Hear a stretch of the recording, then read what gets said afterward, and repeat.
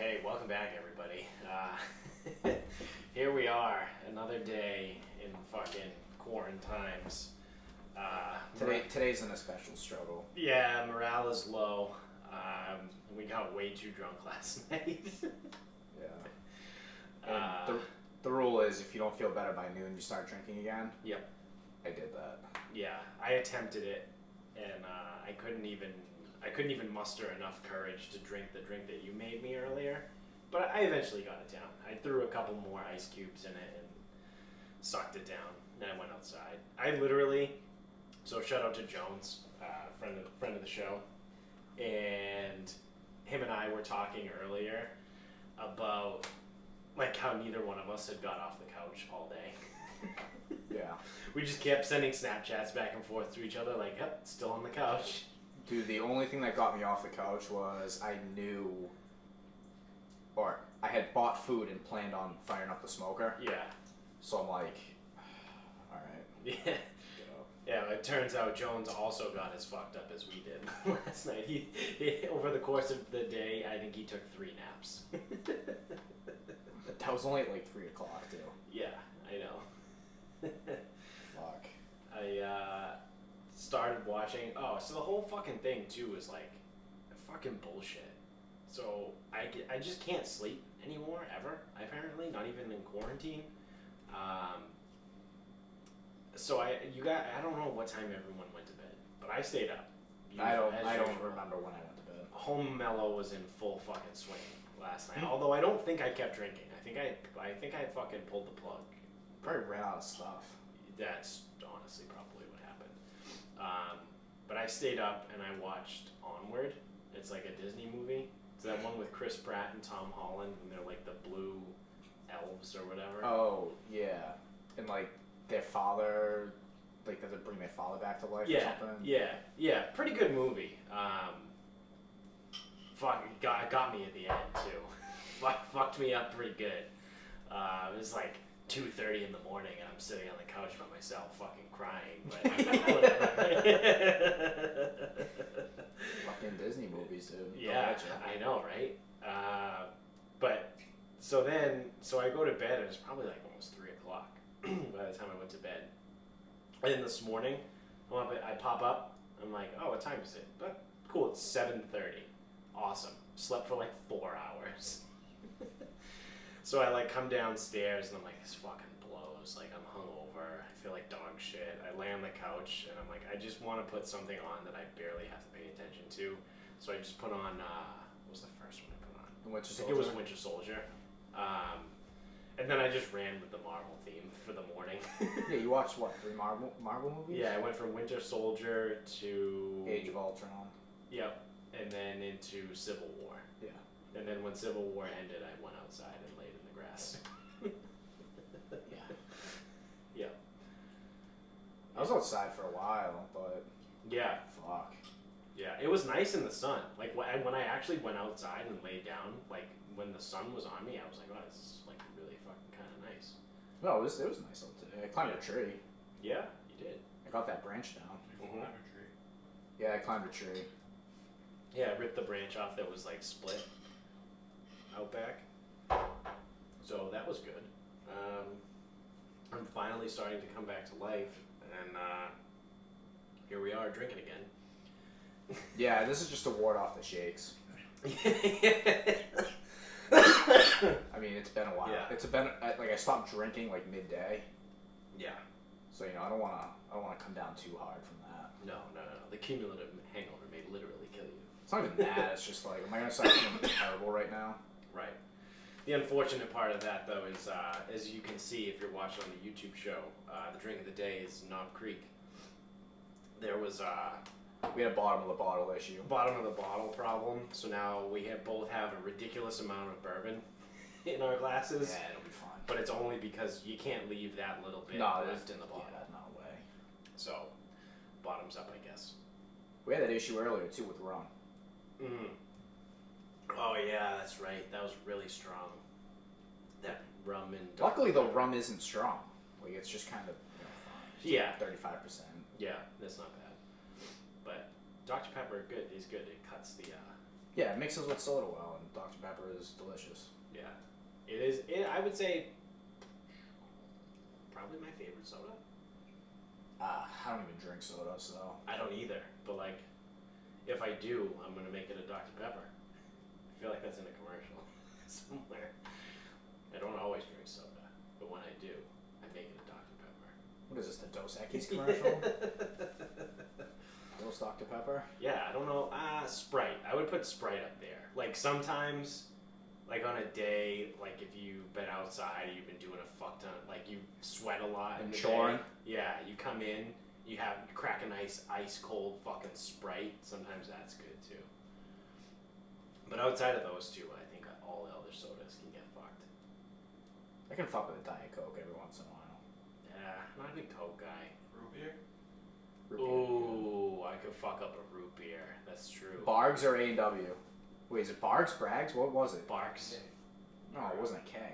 It was It's a a G. Q. Bark. Oh, that wasn't a G? No, it's Barks root beer or Mug. Mug was the other one. Remember the glass bottle one? IBC. IBC, A&W too. Oh shit, yeah. I used to I remember being like a little kid, specifically wanting to drink the IBC root beer because it looks like a beer bottle. Like, oh, look at me, I'm drinking a beer. It's like, no, you're 7. And everyone's well aware you're drinking root beer. Yeah. Were you ever big on cream soda? It's a black person. Yeah, I did the cream soda phase for a little bit. I never did it for me. It wasn't phenomenal, but I did it. It was okay. I'm trying to think of what else. I feel like there was another one that was like kind of weird. For what, root beer or just drinks in general? Like sodas. I like ginger ale. Ginger ale is good. Well, yeah, ginger ale is a go-to. I only like ginger ale with Captain Morgan when trying to rally. Yeah, rally sodas. You should Oh. drink one of those right now. Well, If I had it. we're lacking the materials. We don't have Captain Morgan or ginger ale. You have bourbon. We do have bourbon. It is Barks. Yeah, I always thought that was a G. nah. Fuck me. But so yeah, in that debate, Mug or Barks. Who are you? Oh, Mug. I'm going Barks all day. That's like my favorite fucking root beer. I think I like Mug. Huh. I remember Mug being really sweet. I haven't, Like it was dude, sweeter. truthfully, I haven't had either in a wicked long time. Yeah. So my opinion might change now. Yeah. But, I mean, I probably haven't had either one since I was like about 12 years old. So if it was super sweet, I probably liked it. Yeah. Yeah. You ever had it on the tap? On the tap, like they have like draft root beer. Yeah. Where? Dave's Diner in Middleborough. Dave's Diner. Wow. Shout out to Dave's Diner in Middleborough. They're probably closed right now because everybody is, but. Huh. Draft root beer. It's interesting. Is it just like a fountain drink? But it comes out of a tap. It goes Yeah, out it's of just out So of the tap. what's the difference between it coming out of the like the butt outside of looking cooler? Do you think it changes at all? Yeah, I think probably it's in not. a keg. Oh man, it could be in a keg. That's true, because Would that make it taste different? Yeah. yeah, because so it's like homemade root beer. Is that what it is? I think so. Because like when you get it out of the machines, they squirt. It's carbonated water. It's essentially just soda water, and then the syrup gets spit into it. You ever notice that? Like, you ever watch, like, if you're at, I know you said you don't really drink soda, but I don't either, but occasionally I'll fuck around at, like, if I go to, like, Five Guys or something. But if you ever watch, like, the soda dispenser, when it comes out of the nozzle, like, initially, it's clear with, like, you can see, like, the stripes of color of whatever you got, because it's literally just, like, they add the syrup flavoring as it comes out. Yeah. I didn't know that. Yeah. So it's essentially just like those big Coke red things, you know, you hit the touchscreen guys. It's essentially just a giant fucking like carbonated water dispenser. And then they fucking... There are lines, I know that. Yeah. But like, so it's like the syrup is just like in a line to it. Yeah. That's pretty much how it works. Yeah. It is really weird. Soda's a weird thing. Fucking makes you feel like shit the next day too. Yeah. Yeah. It really does. When you drink like a lot of soda, Oh yeah. Yeah. not only do you have a hangover, but you also have like a soda hangover. Also, I am so fucking bloated after this weekend. Starting on Friday night, I made the buffalo chicken mac and cheese. Yep. So Holding on to a lot of water yeah, so I ate a fuck ton of pasta and cheese. for 2 days. Yeah, and then we fucked it up on Friday night, and there was still so much leftovers. And then we fucked it up again yesterday, and then drank all day yesterday. Yeah. I caught a glimpse of myself this morning when I went to take a piss, and I was like, holy shit, dude, you look like you're like 210 pounds right now. Like, I'm not, Swollen. I'm refusing to step on the scale. I mean, I'm sure I'm probably, if I had to guess, I'd probably say around 195, 196. But I'm looking like 210. Swollen. Swollen like a fucking tick. Just disgusting. Like I'm disgusted with myself. Ton of water retention. Oh yeah. That's why it's like even now it's like I'm not gonna work out. I just can't. Yeah. I know it's a fucking joke, but it's even like going outside. It's like the weather hasn't been great, so it's been kind of hard to even get sweating out there. I think I might start running, Let's go. Who's chasing you? Jamie. I'll definitely won't get in the lead. Yeah, I don't know. I think I might just have to start running because my workouts that I've been doing in the morning are fine. Obviously, it's better than sitting around all day and doing nothing. But like, I feel like I need more because like some of them are easy, and like some of them, you know, I'll go through the day and I'll still really only burn. You know, if I don't do anything else that day, I'll still really only burn like 2,100 calories, 22 tops. Now on a day when like it's a good workout in the morning, get up to like 25, 26, 27. I think on Friday, I burned like 3,700 calories because I was out. The morning was a solid workout, and then I went on a hike with Amy and a friend with the dogs. Then we came back, and I had to move furniture from her basement into the second floor of her house with her brother. And then we played basketball for a little while. So I was like all over the fucking place on Friday. But How many I calories probably do you burn? drank that alone yesterday. Yeah. Would you say, Jerry? How many calories do you burn if you don't work out all day?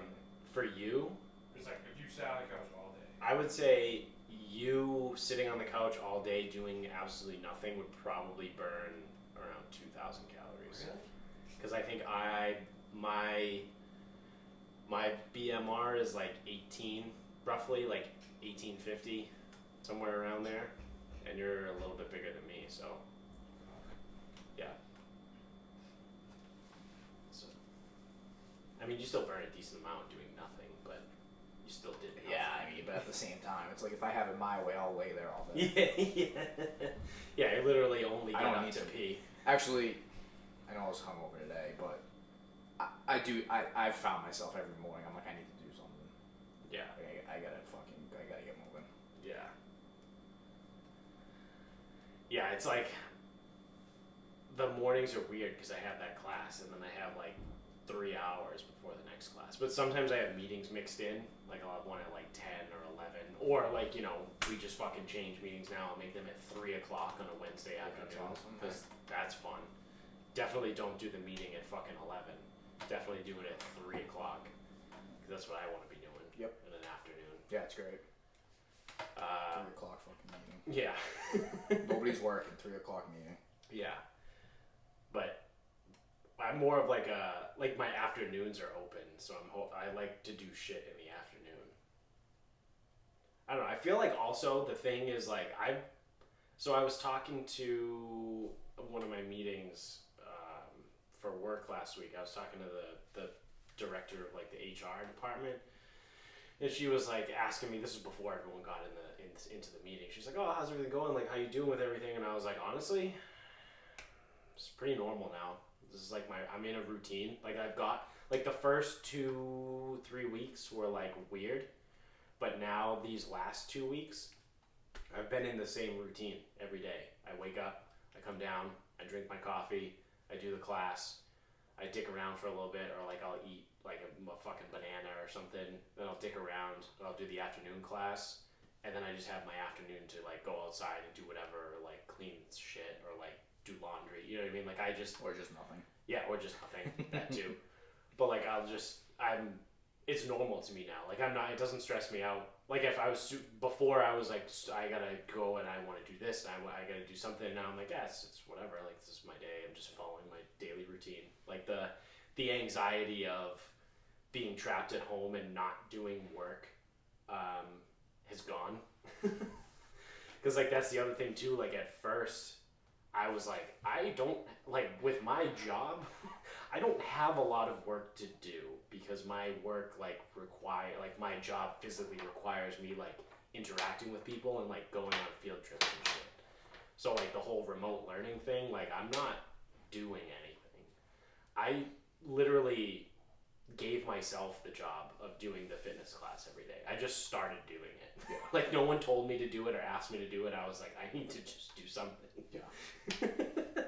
And then it evolved into what it is now. But where apparently some people think I'm a fucking gym teacher. But like you're saying, like the newness of it, I guess, is worn off. Where it's just not a big deal anymore. Yeah, I mean, I'm used to it in a way, but I'm so used to like working long hours, being on my feet, blah blah. It's like, fuck. Yeah. I need to do something. Yeah. And it's like I feel like it's gonna be difficult for people to go back to work after this. I'm actually already hearing a little bit of that, and it's like people like, oh, you know, I realized during this time that it's like I need to like work less. It's like, are you fucking people okay? Yeah. Do you just understand that no one worked for 6 weeks? And you use this as a time to realize like you need to work less? Right. Like no, motherfucker, you need to work more. Like it is a good break for those, so obviously not us, but for like people that have like legit families, like people that are married with children, like it is a good break for them because now they actually get to be together as a family, which depending on the family might not always be the greatest thing. I do know some people, like actually Monster Chris, friend of the show, he made a post earlier today actually that said, because he also owns a gym and he works ridiculous hours. He works 7 days a week and works crazy fucking hours.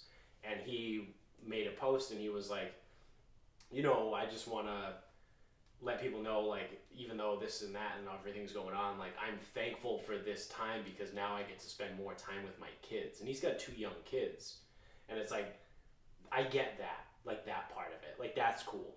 Like, obviously, I don't want people to not work and not have income and lose money and shit. But, like, for someone like that, where, especially because he's one of my friends, you know, where he works so many hours a week and he's always away from his family, to get like a 6 to 8 week block to like spend time with his family, I think that's pretty cool. Yeah, so obviously fitness industry, and that's who I like. That's like the type of people that are surrounding me. Yeah, I think people are getting a little bit of a false sense of, I guess, potential in a way, where it's like, this is fucking this hasn't been seen in 100 years. What we're going through right now. No. So people are talking like, oh, you know, this period of time has really made me think, you know, I gotta like figure out a way to like work less or whatever. And it's like, no. Yeah. Not if you want your fucking gym to fucking succeed. Right. We as an industry just got absolutely fucking killed. Oh yeah. And people are talking about how they're gonna figure out a way to work less right now. I'm gonna be working my ass off right now. When things go back to normal, you guys are gonna be crazy. Fucking swamped. It's gonna be crazy.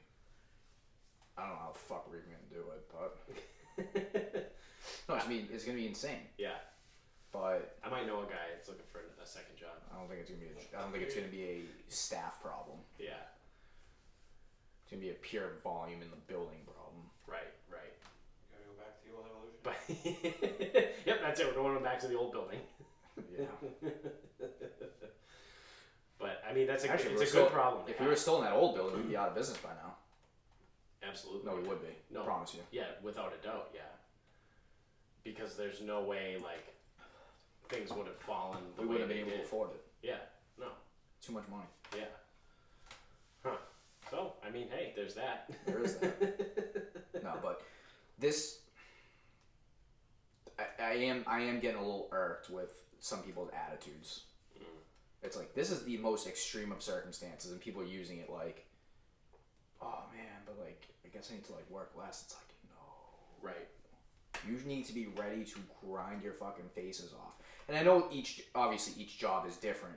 Right. There's gonna be a lot of people who now can see that they maybe don't have to go into the office 5 days a week. Right. 48 weeks a year. And when this all started, I was like, it's going to be really interesting to see how we rebound from this, and the traditional, 40 hours a week sitting in a cubicle job. People are going to start to realize, like, well, you don't need to do that. And then they're also going to start to potentially realize that when you don't do that, you give people a little bit more freedom, they're actually more productive. Yeah. So. Well, there's also, like, when people work from home, there's a huge guilt factor. Oh, yeah. Everyone wants to make sure that they seem productive. Right. So, they're probably not going to do 8 hours of work. Right. But whatever tasks they're supposed to do, they're probably going to do really, really well and really, really efficiently. Yeah. Like, they might do it in 4 hours and take the rest of the afternoon off, but Right. they're probably going to put in a pretty good effort. Right, but also outside of, like, super high demand, like, sales jobs, I would say, how many people actually work the full 8 hour day anyway? At their job? At their job. No one None. knows. I would say maybe 5 to 6 hours out of the 8. Yeah, I mean... Obviously, you're not taking a 2-hour break in but it's like productivity. 15 minutes of fucking 15 here, 5 there. Yeah, you look up a couple things, take a phone call. Yeah, you walk over to like the other part of the office and Yeah. shoot the shit with your coworkers. Like it adds up. Yeah, but well, that's what I mean is like when people work from home, it's like I know the first couple days of this, it's like I was fucking grinding away at home. Yeah. Because all your shit was front loaded too. Like you had to get everything done immediately, and then it kind of like runs itself after that. Yeah. But we'll start to see some places that you don't need to work 5 days a week in an office. Mm-hmm. You can probably get a lot done at home. Yeah. Oh yeah. So instead of doing 5 days a week, you probably do 4. Right. And then, people are a little bit happier, it frees up people's schedules a little bit more, and, figure out from there. Yeah, a little bit of that goes a long way, too. Like, even if companies change their policy where you only have to physically be in the office 4 days a week, now someone might be more compelled to stay at that job than take a new job at a different company that doesn't offer that. Yep.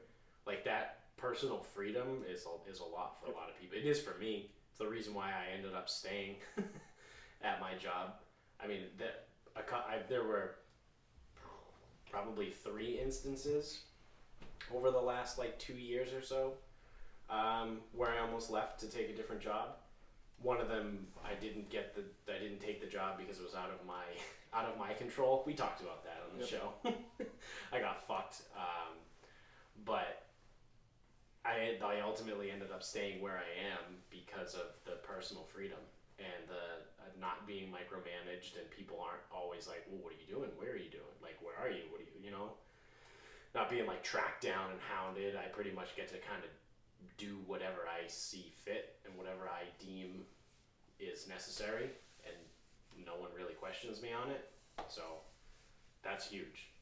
Where I could easily go get a job somewhere else working sales, but then I'd have to answer to somebody and I'd be fucking up against it all the time, trying to hit commissions, you know what I mean? Like that whole shit. But, it is what it is. Yeah. Well, that's a big thing. It's like, obviously we've had the conversations where it's like, if this thing goes on too long, it's like, this, we can scratch, claw, whatever, but if it goes on too long, and I don't know what defines too long, but yeah, I mean, if we just weren't able to open for an extended period of time, like, yeah, it's a real possibility that we have to shut down. Right.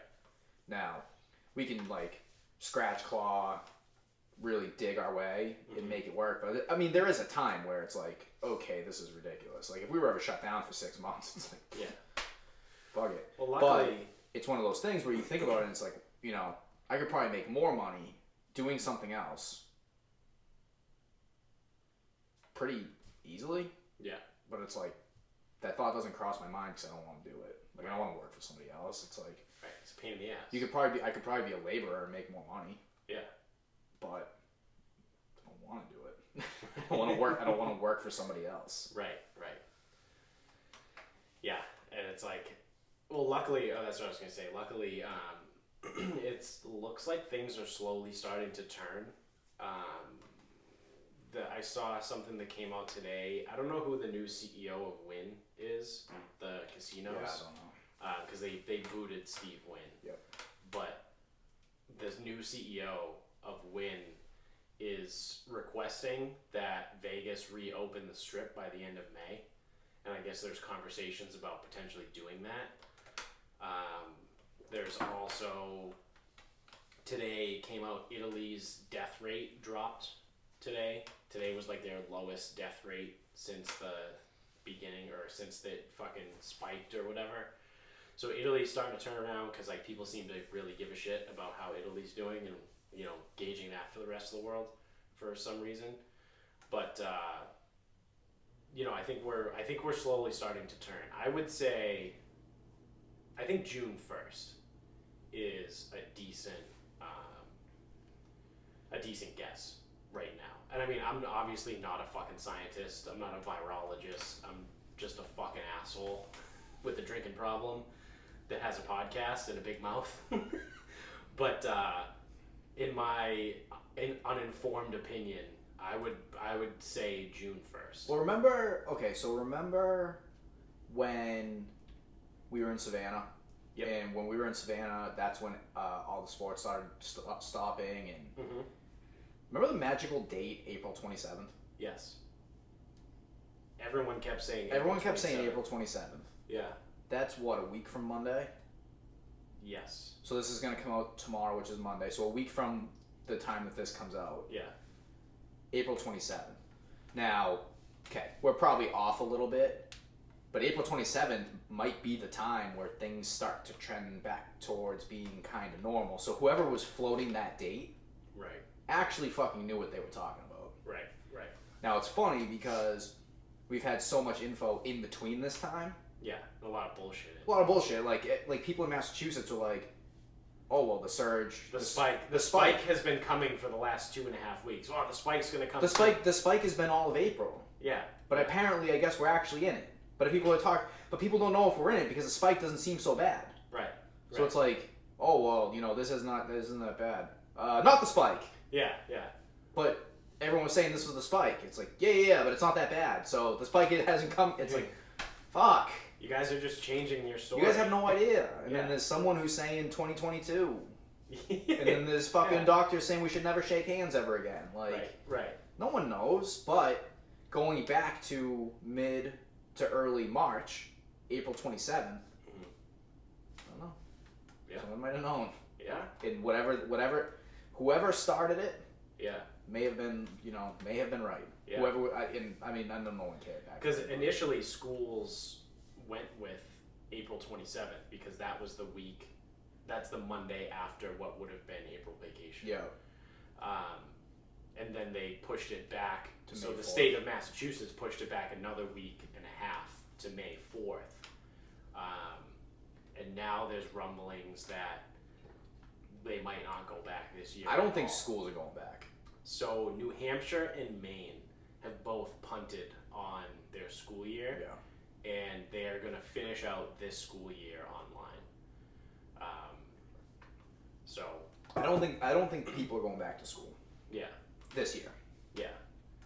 Colleges, public school, like anything. No, I don't think anyone's going back to school. Well, a lot of colleges already made that call. Remember Bridgewater? They kicked everyone off of campus. Yep. Back in like the first week in April. Actually, they've been kicking people out. And they went completely March. They went completely online only for the rest of the semester. Some of those schools in New York, they kicked everybody out and go, hey, we don't know when you can have your stuff. Good. Like all the dorm rooms. Yeah, that's They're like, awesome. yeah. So you have to leave. Yeah. We'll let you know. Yeah. Oh, when do you think it'll be? We don't know. Right. Yeah. Well, you made a good point the other day when we were talking to Dickie about this. It was that the whole phase system. So like eventually, whatever it is, like when we get 14 days after the cases drop, Yep. we can enter into phase 1, which is when you can have small gatherings of 10 or Yep. less, and things got to open up again or whatever. That phase 1, 10 or less is like small businesses, and then phase 2, if we go back to like 50 or less, whatever, and you gradually go, and there's no timetable between phase 1 and phase 2, but there is a definitive when phase 1 can start, which is 14 days after a drop in cases Yeah. or whatever. But now, like, say we get that drop comes April 27th, 14 days after that, you're looking at mid-May, and now there's no timetable between phase 1 and phase 2, so maybe another 2 to 3 weeks. Now you're looking at the beginning of June, school's out at the end, middle to the end of June. You know what I mean? But like the other thing too, because schools are like gatherings of like 1,000 people. well, I asked him. I go because he works in a middle school. I go, how many kids in the middle school? Yeah. He goes 1,100. Yeah. That doesn't include staff, faculty, Right. anything. Right. So that's probably 1,200 people. That's a gathering of 1,200 people. You're not going to have a gathering of 1,200 people this year. I'm sorry, you're not. No. Yeah. The teacher contracts go through June 30th, right? I believe so. Yeah. Okay. No, you're not getting Right. gatherings of 1,000 plus in the spring before the summer of 2020. Now I could potentially see my school going back in June, like if they. What's the total enrollment there? It's like around 100. I think it's gonna be a little. So I think you might see 50. So the difference is that we are a special ed school. Oh, so it's not the total volume of people. It's the fact that these kids are going to need a certain level of service. So when Governor Baker initially did his whole schools are closed or whatever, there was a clause in whatever he passed that bypasses or provides a bypass for special education and day programs. Yeah. Because there's some places like Walker in Needham, I think it is. It's a residential program, so like kids live there, but they also go to school there. So it's like a campus for like kids that live in a group home type of deal. Yeah. So like that is considered like a pass because they live there, school there. You know what I mean? I also like, could have seen a special ed school gets a little bit more leeway. I also could have seen the school my brother went to. Mm-hmm. I could see that still being open, and maybe not though, because you want to talk about compromise. Yeah. Kids with cerebral palsy, that's number one. Right.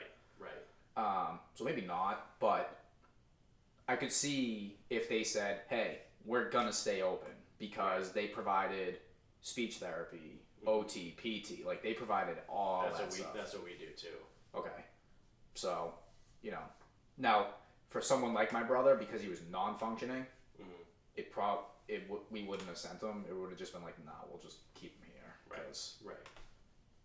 Hey, we send him. He does the OT. He does the PT. Like he does the speech. Like he's not getting better.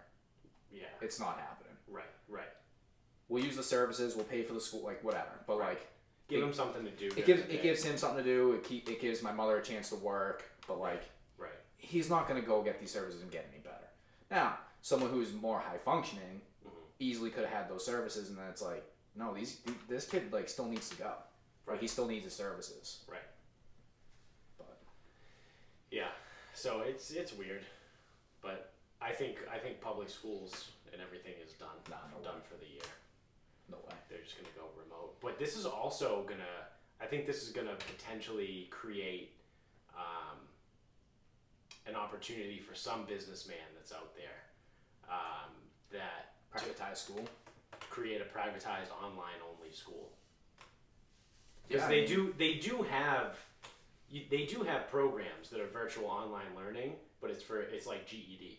So it's kids that drop out of high school can enroll into online school and get their GED. I think it's gonna be highly political though for a private sector accredited high school. Yeah. I think it's not that it can't be done. It's not that the curriculum won't be good. I think someone's gonna sit there and go, why would I accredit you? Right. And it's like, we're providing this. Yeah, it's non-traditional, but like, we're providing everything. Mm-hmm. Right. So why should I accredit you? Yeah. And it's like, okay, so I'll expect a transfer to my bank account. Like, I just assume everyone, like, anyone on that side, like accreditation boards, like, I feel like they're all just pieces of shit. Yeah. No, like I that's what it is. It's like I really do. And it's like the guy from the casino board in Ozark. yeah. But like, even because like we look at high schools or elementary schools, whatever, as you go to school. Mm-hmm. Your classes are there, your teachers are there, your guidance counselors are there, like everyone's there, you go to school. That's what you do. Right. So when someone's like, yeah, so I'm going to create that same thing from home, someone's going to go, huh, they're not. Right. Even though I imagine the product might actually even be better. Yeah. I mean, I've been a big fan for a long time of privatized education. So LeBron actually does this. He runs his own school. Okay. In Ohio. It's like the LeBron James Academy. Actually, I think IMG is the same thing. Okay. In Florida. Okay. Have you heard of them? No. So they're more of sports. Yeah. Like anyone that goes to IMG is probably a pretty elite athlete. Mm-hmm. But I think they are a privatized education source. But since they have such a high rate of scholarship, I think they get a decent amount of players. Right.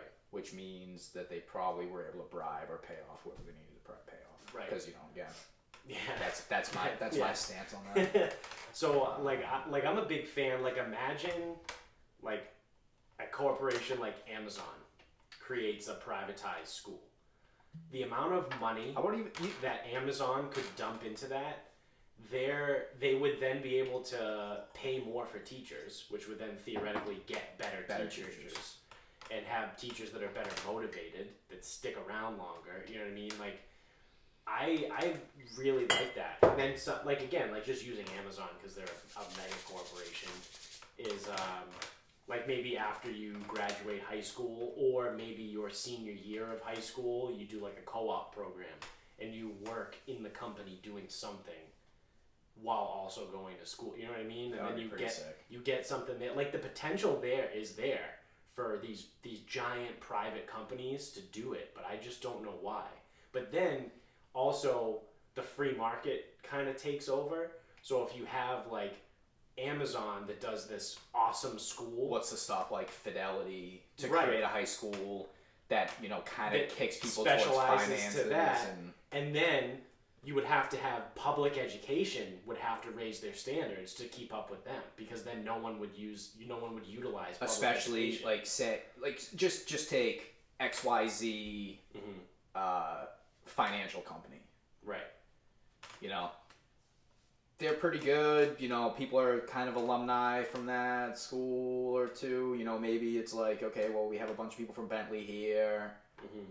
Yeah, we'll create a high school, and it might be a pipeline to Bentley, and then it's like, right, you're getting a little bit into a rabbit hole. Yeah. And then you're going to have, again, it's going to get political again. Right. So you're going to have issues with it being like, certain people, they like, you go private like that, it's no different than a Catholic school. It's not. It's no different. It's really just a Catholic school that's owned by someone that's not Catholic. Yes. Theoretically. Yeah, no, it could technically. Instead of the Catholic Church it's owned by a corporation. Owning the school, a private business, a for-profit business. Right. For-profit. Because, churches aren't. Yeah, but churches are definitely not definitely not. But, like a for-profit business would be owning it. Which is that's gonna be problematic because then it's like, someone who hates Jeff Bezos is gonna be like, yeah, well, I'm gonna crush you, or I'm gonna try to crush you, but he has more money, so who gives a fuck? Right. But even down to like bus drivers, You know what I mean? Like they can just pay a giant corporation can pay their employees more than state employees. It's just Well, bus drivers, they can sub out too. right, right. But like, imagine like say, a public school bus driver makes $17 an hour. Amazon can come in and be like, oh, we'll pay our bus drivers $18.50. Yeah, and now all of a sudden, like, you get high. Yeah, you know what I mean. That's what happens. So same thing. Janitors. Yeah. Cafeteria. Yeah, the potential is there. I'm honestly surprised that maybe it has happened and I'm just not aware of it. But I'm surprised that companies haven't started schools. I'm gonna look up IMG right now. Yeah. Do you know what that stands for? No. I'm gay. What did you say? What'd you say, Jamie? Nothing. I think he was throwing some shade at IMG. Come on. So it's in Bradenton, Florida. Preparatory boarding school, academic, athletic, college, preparatory experience across 8 sports. Private boarding school, parent, IMG WME. What is that? Oh shit. If that's the same WME, that's the management company. They own the UFC. So, William Morris, Endeavor Entertainment, Endeavor Group Holdings. So they are a private business, private holding company. So they are owned by WME. Yeah, that's the same. That's Ari Emanuel. So that's loosely, Ari Gold from Entourage? Yep. Ari, He's the CEO. Ari Emanuel is loosely based off of that guy. I'm sorry. Ari Gold is loosely based off of Ari Emanuel. So WME also leads a group which owns the UFC. Yes. And owns Miss Universe. Yeah. WME is a fucking massive company. So IMG is IMG is what you said. Yeah. But I don't know how many of them there are. Right. Like that. Right. Also, the big thing with IMG is the sports. And in Florida, sports talk. So, oh, yeah, absolutely. You put one of those in Massachusetts, it's probably not going to work. Yeah. You put one of those in Texas, yeah. Yeah. Oh, like an oil company in Texas decides that they want to have a school. Well, and it turn into a football factory. Right. Let's go. Right. Well, then I would make the argument that you don't need to do it for sports in the Northeast. You could do it on academics. No, because I think everyone up here is too stuck up and too set in their ways. Well, no, that's what I mean about using academics instead of sports. Like, attract them with that. Like, get whoever, I just want to come in. Yeah, I guess it would have to be. The bigger companies, the CEOs of these big companies, or really, I guess, HR of these big companies, would have to be on board with it. They would have to accept these students to their internships, or colleges would have to start accepting. I think the colleges would have a problem. Yeah. Yeah. Because, I could see, and I know we're talking, the top 1%, but, I could see Harvard being like, huh, you went to that private school? No. Yeah. Get away from me. Right. We have a long tradition of... Yeah. Whatever. Or Harvard has some weird fucking contract with fucking... one of the schools. General Electric. And then you go to a school that's run by National Grid. So you don't get into Harvard because Harvard is biased against national... You know what I mean? One of those things. Yep. That's how it would go. Yeah. Yeah. But you could make the argument that's how it goes now anyway. It just looks different. Harvard is being sued. I don't know if it's still going on or if it went finalized or whatever. But they were being sued because they were biased against Asian people. Against Asian people? Yeah, they required anyone that was Asian to get higher SAT scores than people that were non-Asian. I did hear this. Yeah. And so it already happened. It's the same thing. It's just, what's that say? It's a horse of a different color. You're biasing against a group of people for a reason. Right now they're biasing, or before they were biasing against Asians because they're smarter, so they required higher standards. It would be the same thing Yeah, but to be biased against someone for going to a private school. Every connect with them. That's every college though. Yeah. Because every college, that's a college. They only want application process. It's very subjective. Well, it's like so Tufts is in our hometown. Right. Without blatantly saying it, they only allow so many kids from Medford. They don't want Medford kids and Somerville kids going to Tufts. Right. They want people from elsewhere. Right. Probably want they're not public school. I was gonna say out of state tuition, but yeah. No, but like they want they want to pick and choose who they get. Right, and they have every right to do that. So I guess it doesn't really matter. No, and that's the thing is like everyone wants to say that like getting into college is a fair experience. No, it's not. It's not. These colleges are not. Yeah. I promise you, and I tell my kids this. If you are a straight white male from a middle upper class, like you guys do okay financially, colleges don't want you. Right. You need to be different in whatever that means. Right. But I'll tell you, if you are like average grades or below average grades and you just played sports and your tests are like shitty, yeah, and you can't write an essay, good fucking luck. Yeah. Yeah. Let's say like I know people the world needs you and I both went to Bridgewater. Yeah. I know people who got into Suffolk that did not get into Bridgewater. Yeah. Because Bridgewater at some point says, all right, enough of the straight white males, middle upper class. Right. From Massachusetts. Enough. We're good. Yeah. We're all set. Yeah. We want other people. But Suffolk goes, if I let you in, that's a 45 corner. In 2008 money. Yeah. Oh, that's a $45,000 price tag. Sure, come on in. Yeah, exactly. So whole system's fucked. Oh, totally. I fucking hate the education system. I would love, and I know we're talking high school, but like I would love to put together a college curriculum for exercise science. I've thought about that before in the past. I just know through accreditation and shit like that, I'll never get through. But right. Because it's like I don't want to be just like another bullshit certification. No.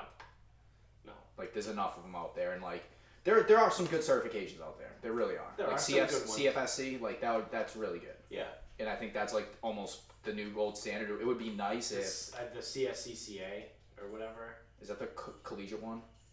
Yeah, that's the one that like you need to have a minimum of 500 hours. So I have a problem with that one though, because you need to serve under. Do they call it a master? Yeah, we can. I forget what they called it. They call it like a someone who is certified, like a master certified. Right. Those people aren't around. Right. Not up here, at least. It's like, so if you want to get that certification in New England, there's like 2 guys. Right. And everyone is trying to get that internship because it's free work, it's free labor, it's an internship. Yeah. So everyone's trying to get that internship. I think the guy at Brown has it. Okay. Because a lot of people serve underneath him for like 2-3 years so that they can then get their certification. Anyway. Yeah. But like, that's just, I don't want another bullshit cert. There's plenty out there. There's some good ones. There's some shitty ones. There's enough courses. There's enough of that crap. Mm-hmm. I just want kids who get an exercise science degree to actually know what the fuck they're doing. Yeah. And it's hard. Oh, yeah. It is hard. You know what though? I'm starting to see and realize that it's not just exercise science. I'm circling the wagons again to me hating the way the education system is built, but we don't teach kids anything in school, whether it's high school or college. Like I didn't really. Now part of this is because my motivation level was different, but I didn't really start paying attention and like learning and caring and giving a shit until I was in grad school. But again, granted, I was 23. I was a little bit older. You're a little bit more mature at 23 than you are at 18 when you first get into college. Right. So I realize there are other factors there, but it's. I don't know. I think that the fucking just the way the whole education thing is built is just fucking a bunch of bullshit with all that stuff. It is because fuck, I know you've been putting a lot of podcasts on the TV, but I think someone was I could be making this up. So I don't know like where they were talking about this, but it's like most college majors are a fucking joke. Oh yeah. Like, what is the point of an undergrad psychology degree? Yeah. Oh, that's what I was saying too. Like, I see that now in my field at my job. Like, kids that have come out of college, they don't really know anything either, or like they come in thinking they know everything because they're textbook smart. You know what I mean? They're textbook savvy, and they come in like in the social work industry. They come in and they're like, oh, this is just like Maslow's hierarchy, and they start like throwing around these things, and it's like, oh, it's like Piaget and whatever fucking some dude's attachment theory and all this, and it's like, yeah, hey, asshole, I went to school to make people sweat, and I know what you're talking about. It's not that important. It doesn't matter. Like, I have 2 degrees in exercise science, and I understand psychology. I know who Maslow is. Like, I know these guys. Like, I know. I remember this from psychology class. Like, it's fine. This is real life. But welcome to real life. Can you have a conversation with somebody? Yeah. So how does that hierarchy work when this kid's about to throw a fucking brick at you? Yeah. When you get called to the school by the principal because the kid just took every single textbook in the classroom and threw it out the window, and now, and then when they called home, the parents didn't answer or didn't want to do anything, so now they're calling you, and now you have to go deal with that. What are you gonna do? Where's that on the hierarchy? What does Piaget say about that? You fucking loser. But like it's the same thing in exercise science. Yeah. Like, kids come out, they don't know anything. I got to imagine every field's like that. Yeah, because like think about like accounting. Like, you get certified as a CPA, everyone knows that's a big thing, or like, you know, you pass the bar as a lawyer, right? And then your first case comes, or your first tax return comes for a company that operates in all 50 states, a couple territories, and internationally. Right. You're like, oh, fuck. Oh, and they don't keep good records. Right. It's like, oh shit, I guess I really don't know anything. I think it's time to fucking grind. But or that's or it's like, you know, you pass the bar, you're great, you had great grades, like whatever. Mm-hmm. And then the other lawyer on the other side's been doing this for 35 years, and he knows that judge. Now what? Right. Yeah, exactly. What do you do when someone punches you in the teeth? Or you find yourself in a My Cousin Vinny situation. Where it's just like an impossible case. It's just everything is stacked against you, and it's your first case. And you have to fucking make it up. You know what I mean? Jerry Gallo's dead. Oh, you thought I said Gallo? Oh, no. Callow. The Utes. Are you mocking me, Mr. Gambini? Oh, that is a great fucking movie. Marisa Tomei. She was great in that movie. She is someone that has withstood the. So she was in. Is it Sand of Time? How does that saying go? Test of Time. The Test of Time. She has withstood the test of time. Yes. She's fucking great. She was in what? She was in Spider-Man? Yes. And she was supposed to be the aunt? Yes. She looks like his fucking sister. Yeah. Tony Stark makes a joke about it too. And like, he's like, oh, this is your aunt? Mine don't look like this. Yeah, she's like 50 something now. Yeah. She's closer to 60.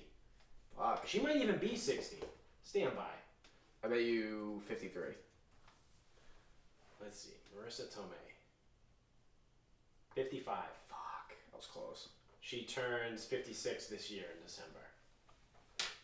So yeah, I mean, fuck, dude, she is phenomenal at 55. Going on 56. You know what? There are a couple white women who are really breaking the stereotype. Oh yeah.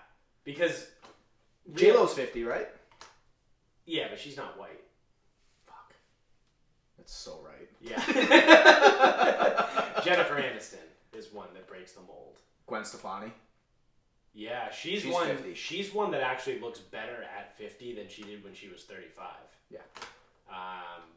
As is Jennifer Aniston.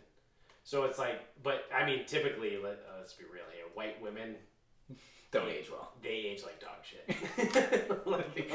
They age like a fine cheese.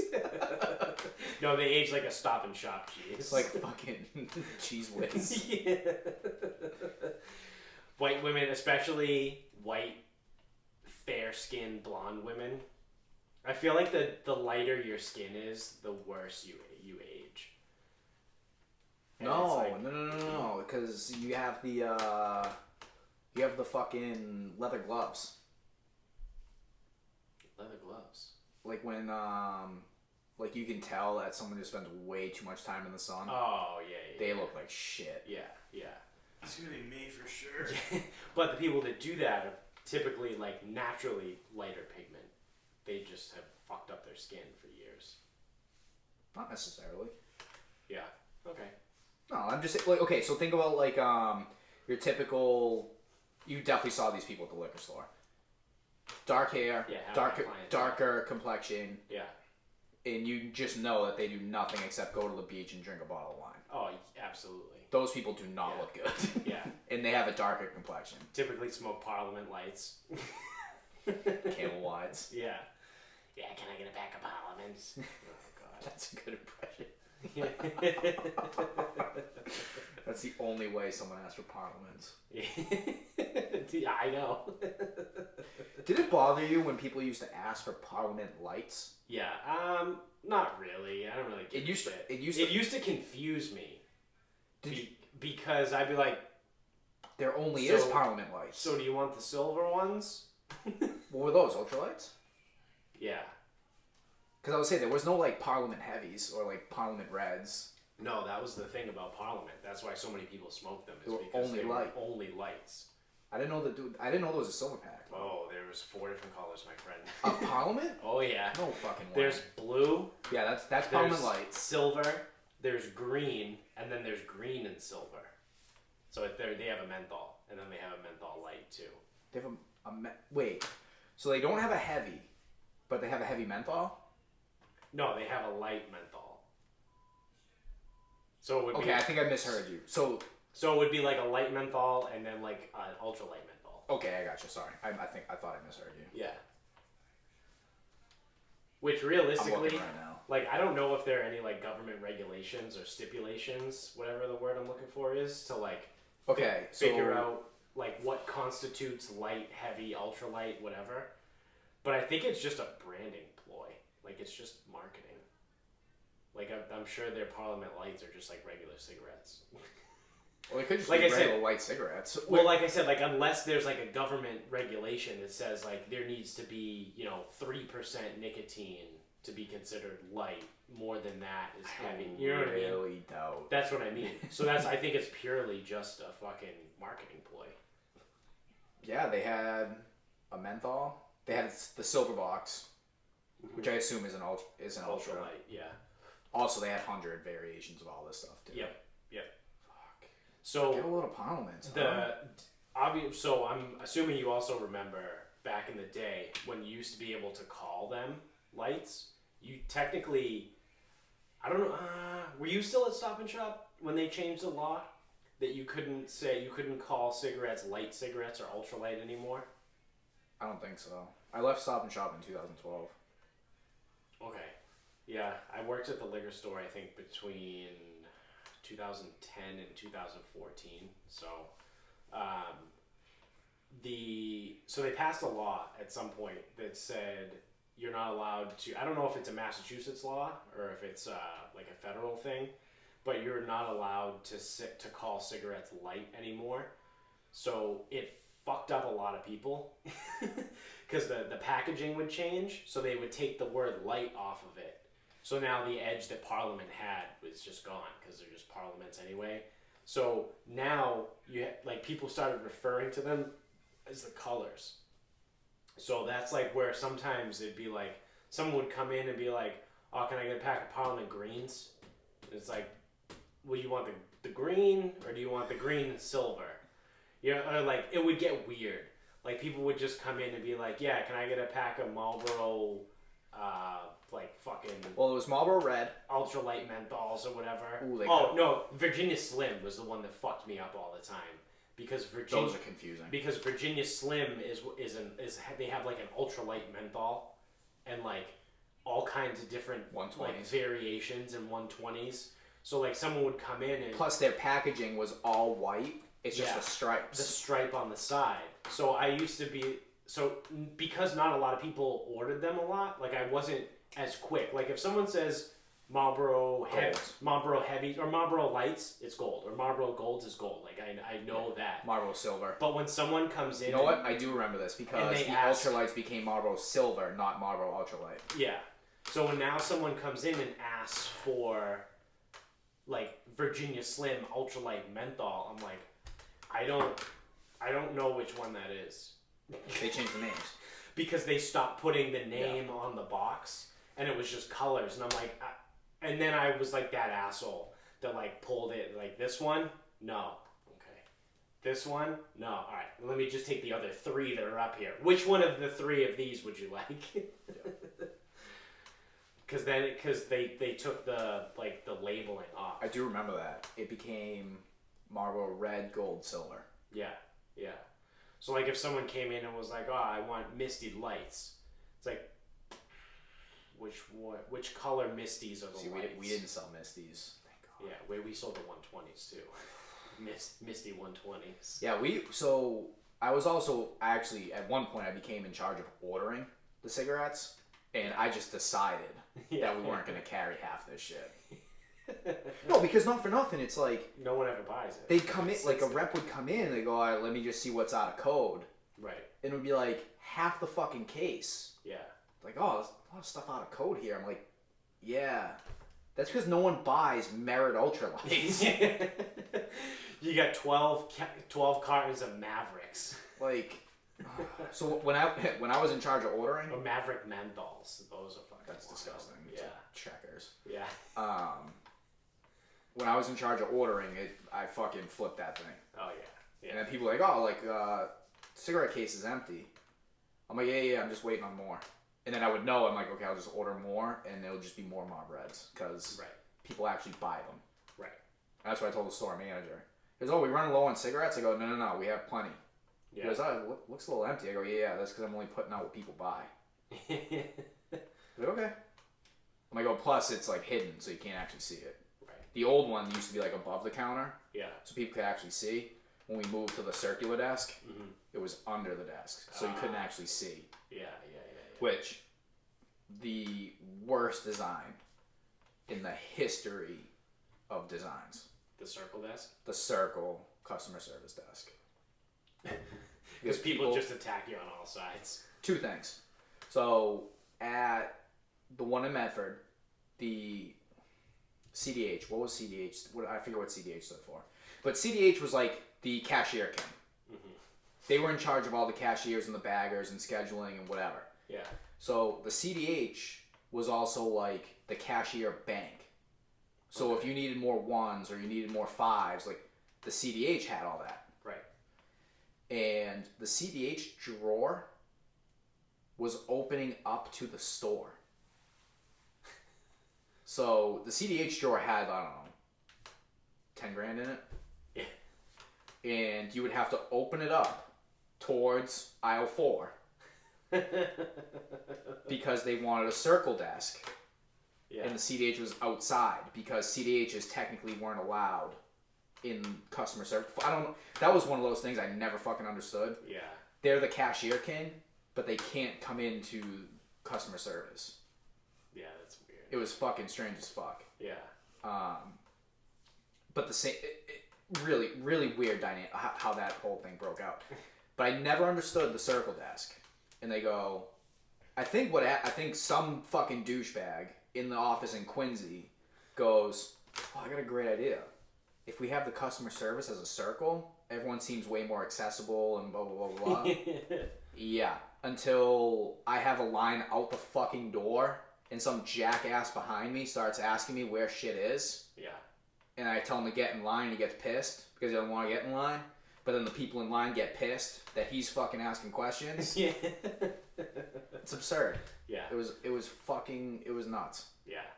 Worse. So yeah, if you ever want to rob a Stop and Shop, the one in Medford, CDH desk, pulls out towards aisle 3. Sick. The end cap on aisle 3. Awesome. It's in the far corner next to and it was right next to the two self-serve, the two self-scan kiosks. So we had the 5 lanes of the long one with the belt, and then we had the 2 like express ones directly next to where customers purchase items. Was the Cashier King Bank. Nice. You want to talk about getting knocked off? Yeah. Just wait for someone to fucking throw a key in that thing. Right. And then all of a sudden, oh wow, give me the fucking money. Yeah. It's that fucking easy. And guess what? Nobody would know. Yeah. No one would fucking know. Yeah. I mean, obviously you would get reported at one point, but you'd be gone by then. Right. That's insane. Title of this episode: How to knock off a Stop and Shop. Yeah. Stop and Shop 433. The old store number. You want to wrap this up? Yeah, I don't have a final thought though. All right, I got a final thought. Okay. As I'm sitting here and I'm looking down at the ground, there are a trail of ants Dude, we have more fucking ants. following this rug, and it's like a cartoon. They're like all in a line, and it's like a highway, because there's like a line of them going this way, and then there's a line of them going this way, and they're following the line of the rug, and I think they're going towards the door outside. So number one, we can blame Dickie for lying that ants do cross lemon juice. Which I don't think there could be a more preposterous claim in the world. They don't cross. Yeah, it's like an anti-sea bear circle. Yeah. He was like squirting lemon juice on the doorway the other day, and I was like, dude, what are you doing? He goes, oh, ants don't cross lemon. And I was like, is that like demons don't go through the salt circle type of thing? Or like, where is that coming from? Was SpongeBob before your time or after your time? Oh, no, that was me. SpongeBob came out in 2000. Anti-sea bear circle. Oh, yeah. SpongeBob was fucking great. The hash slinging slasher. that was a great episode. And I watched a ton of SpongeBob with my brother. So it was actually after my time, but I did watch a ton of it. yeah, so now we have an ant problem. We do have a fucking ant problem. And now I'm gonna have to go get fucking ant traps and fucking set them up, like underneath shit. And I'm gonna also get some Splenda. Yeah.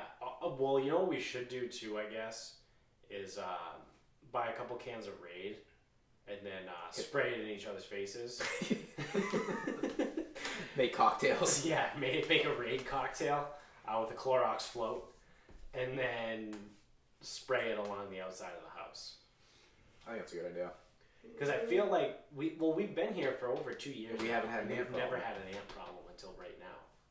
So I don't know what it is. I don't either. Yeah. Couldn't tell you. Yeah. Don't know. But I fucking hate ants. Well, they're fucking annoying as fuck because it's like we have to get rid of them even though they're harmless, but like I don't want them around. Yeah. It's like if you have a bee problem or a fucking rat problem, you fucking address that right away. I fucking hate rats. But ants are like, this is so fucking stupid. Ants, it's so dumb because they're so useless, but I don't want them in the fucking house. Right. Like get the fuck How's out the of dishwasher house. look? Did you see? No. Were there ants in the dishwasher? This morning. Like in it? Yeah. Well. That's why I ran it to hopefully kill them all. Yeah. Hopefully they're all dead. I mean, I assume they would have died from heat and or drowning. Yeah. Huh. Nickelodeon Power Rankings. My final thought. Okay. What are your favorite shows?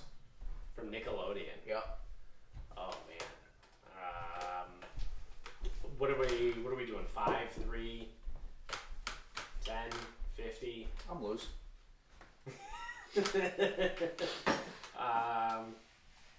Alright, I don't think I have enough time to rank these, so I'm just gonna spit them Yeah, out. just throw them out. I'll go 5. If I can get 5. If I can only get 3, I'll stop there. Rugrats. Hey Arnold. Oh, fuck. Doug. Bro, Rocket Power. Rocket Power's my number 1. Rocket Power is in there. And then the 5th one, I'm gonna say Angry Beavers. Was that Nickelodeon? Yeah, that was Nickelodeon. Yeah. And I left. I know it's a hot take. I left SpongeBob out of my top 5, but mostly because, like you were saying, it came out a little bit later in my TV watching, I guess. So I think it came out in 2000.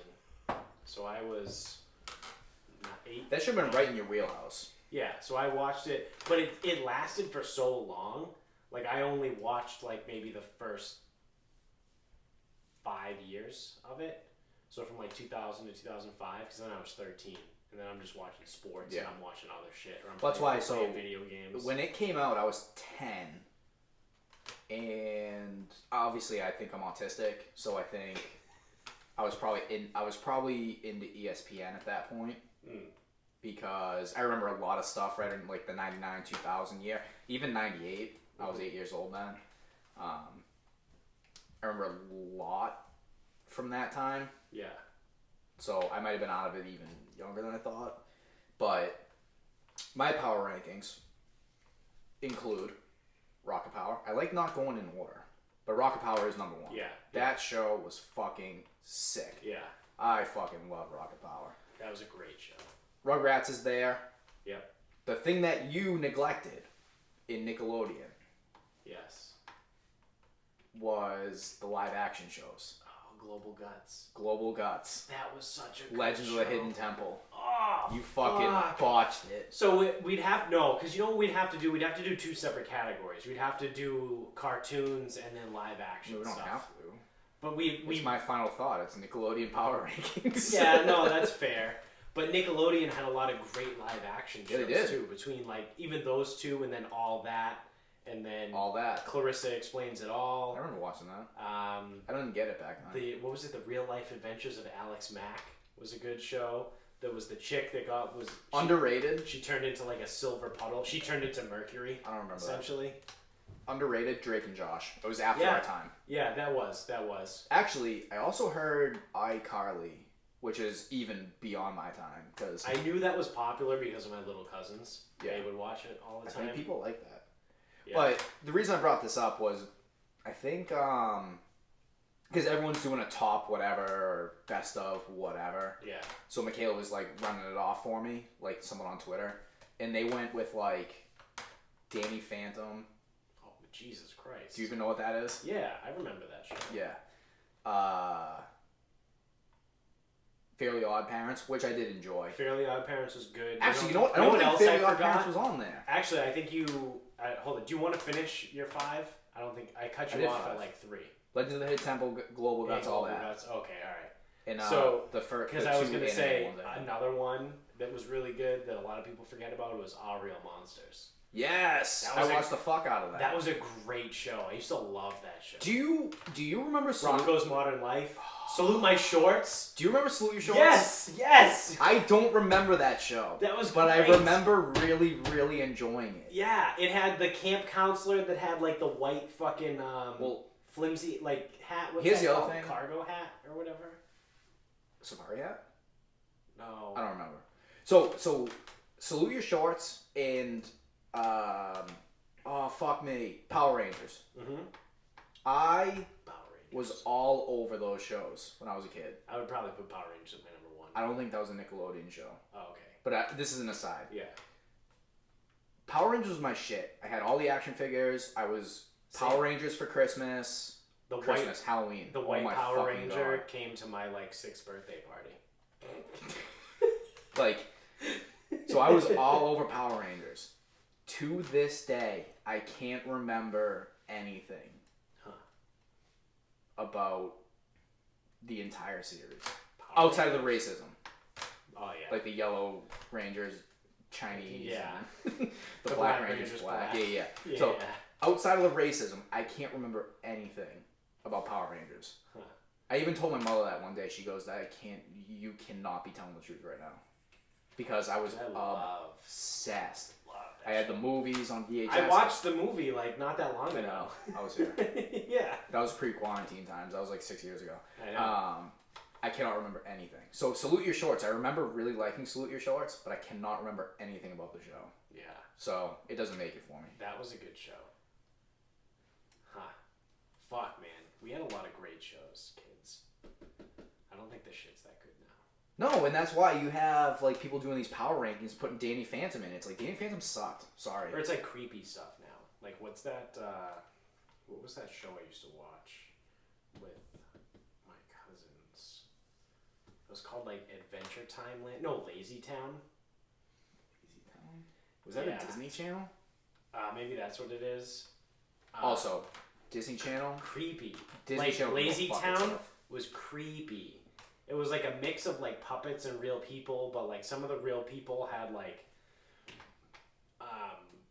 mass, like facial construction. You know what I mean? Like additions to their face. Like it gave them like a fat chin. Like made them look cartoony, but they were real people.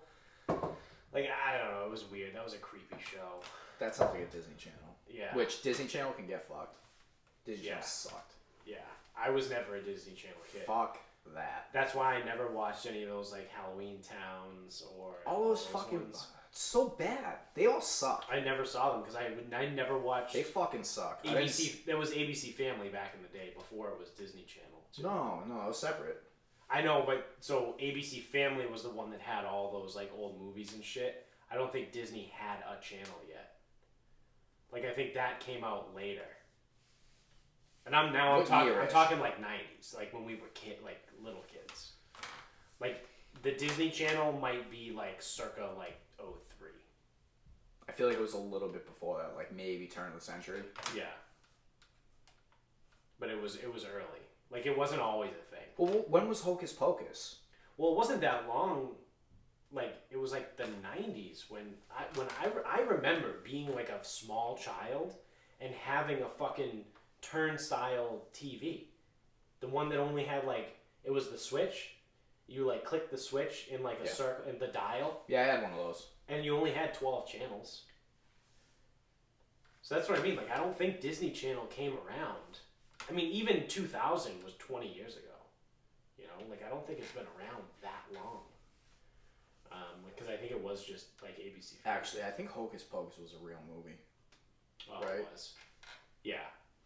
Could have been. Yeah, I think it was. What was the other like one? Halloween Town. Halloween Town. That's an ABC Family movie, I think. I want to look it up. When did the Disney Channel start? I bet you it's earlier than you think. 1983.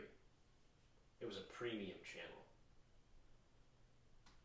When did it become regular, though? So that's hard to say though because people bought different packages and relaunched in 1997. Okay, that's kind of what I thought. I really thought it was closer to like it started to 98. It transitioned from a premium service into basic cable around 1997, 1998. That's kind of what I thought. Okay. Because we would have had to, or I know it's only 2 years, but like people my age would have had to have been young enough, right, to have actually watched it. Right. But that's what I mean. Like we missed the Disney Channel because. But some people didn't. I never. Because I was never like you know what I mean. Like I was never a Disney Channel kid. I know, but like you definitely could have been because you would have been only 6 when it started like actually churning shit out. Yeah. Like I said, True. I was 8, which means I had already developed a couple habits, and I was already moving towards ESPN at that point. Right. Yeah. I used to read the newspaper back in '98. I remember the fucking chase. I used to read the McGuire, newspaper too. McGuire and Sosa. I remember it in the newspaper. And Ken Griffey was in it for a while. Yeah. I He was used in the to. chase. I used to read the newspaper. I would like after I learned how to read or whatever. I would read the newspaper for fun. Because my grandparents would pick me up from school every day and take me to their house because my parents worked. So I remember he had a stack on the thing. He took every day's newspaper and just threw it there. And then at the end of the week, he would bring it to the recycling bin out there. But he didn't want to just keep walking in and out all the time. So I would like take the stack of newspapers and just read through the newspaper. So I was like 8, 9, 10 years old, like just reading the fucking Boston Globe every day. See, for me, it was only the sports section though. Yeah. That's it. Which, starts to explain some things. Which is why you guys can ask me when someone was drafted, and I can probably tell you. Right. But, Yeah, so the Boston Globe sports page. My parents still got the Globe. Really? Yeah, still gets delivered to the house. Nice. I don't even know what it is a year or anything, I but have no idea. Yeah, I can only imagine. I used to use so when I was betting on baseball in 2010, I used to strictly use the Globe Oh wow. because it used to give me pitching stats, so Right. I could see. And I used to I rode Josh Johnson that year for the Marlins. Oh yeah, I Yeah. remember him. Yeah, I rode him. He was huge, wasn't he? Like 6'8". He was a big guy. I don't know if he was that tall, but he was big. Yeah. And I rode him all of 2010. I took his unders every single time he pitched because I knew the Marlins weren't going to score any runs, and I knew he wasn't going to give them any up. Yeah. Huh. Yeah, I used to use that. That was like my stats. That was my fucking baseball reference. That's funny. Huh. All right. I think that's gonna do it for us. Remember this time when you thought this episode was gonna be quick? No shit. Yeah, dude. I know. We're an hour and 20 minutes in. Yeah. So thank you for watching on YouTube. Make sure you subscribe to the show. Thank you for listening wherever you are. Make sure you also subscribe there if you're in iTunes or the Apple Store. Leave us a 5-star review. You can find us on Instagram at Sarcasm Speaks Pod. We're on Twitter at Sarcasm_speaks. And Facebook is Sarcasm Speaks. And until the next quarantine day.